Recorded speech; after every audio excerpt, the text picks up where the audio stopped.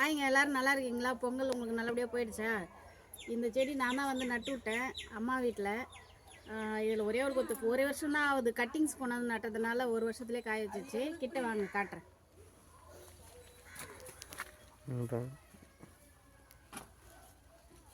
அதான் தெரிதா? கிட்ட வந்துடு.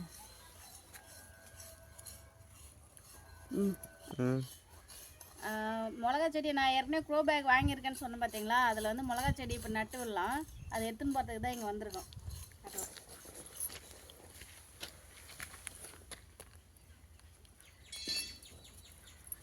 புடுங்கிறதுனால இதுவே போதும், இதுவே அதிகம். ஒரு பேகுக்கு 2-3 வச்சா போதும். அடுத்து கத்திரி செடி கொஞ்சம் எடுத்துக்கலாம்.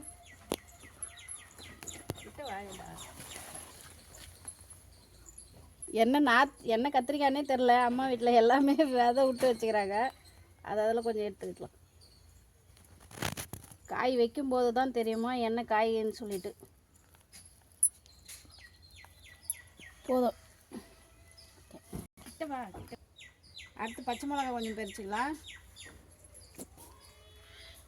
தெரியுது பாருங்க.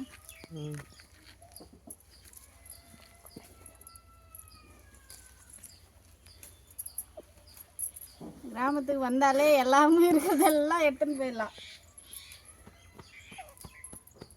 என்னடா அவளுக்கு ஒத்திக்க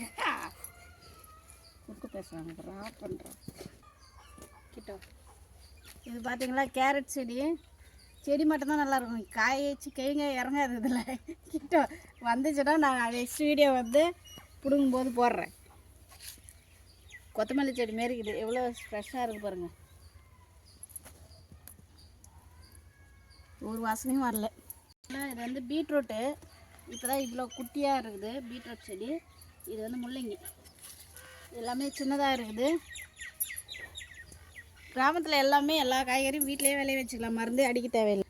மண் தக்காளி கீரை பாருங்கள். இதோ ஒன்று அதோ ஒன்று இருக்குது பாருங்கள். சுற்றிலுமே நிறைய இருக்குது பாருங்கள். தகுபடுதோ ஒன்று.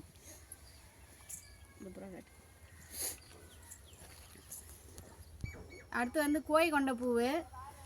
இது கலர் மட்டும் பாருங்கள் எவ்வளோ அழகாக இருக்குன்னு. இந்த விதையை எடுத்துன்னு போய் நம்ம போடலாம். ராணி பிங்க்கு. இது விதை இருக்குது